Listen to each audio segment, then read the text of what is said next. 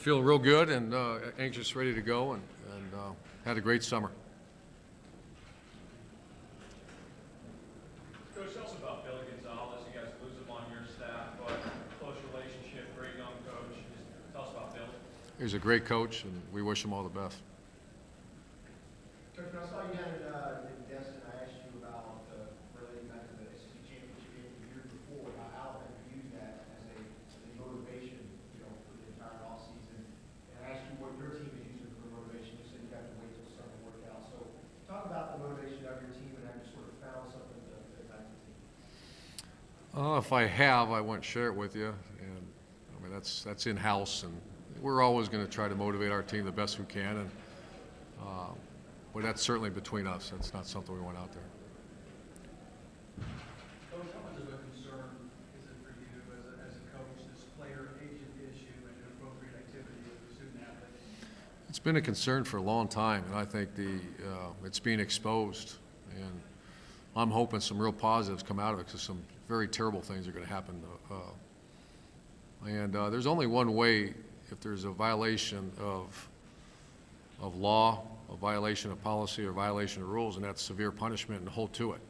So if there's a law that says an agent can't offer and induce a young player, that agent has to pay a heck of a price, because the athlete's going to pay a heck of a price. And unless that happens, you have no chance. It's going to be a mockery.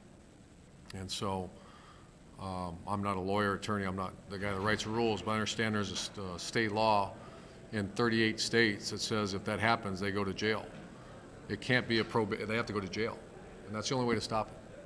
Coach, it seems like that law is they're tough to prosecute. So do you feel like the NFL needs to maybe get involved and maybe hold agents accountable and bar them if they do? Well, I heard Coach Saban's comments. I read them. Someone showed me today. He has a lot more awareness about the NFL because he coached there. I will say this, that I have a good relationship with the commissioner of the NFL, and if there's a way the NFL can assist, he'll do it.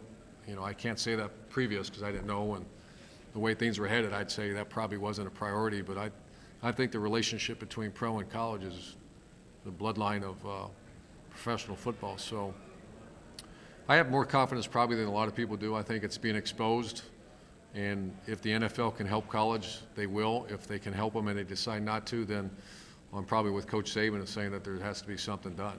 And I'm not as educated as I can be in that. I'm going to become more educated, though.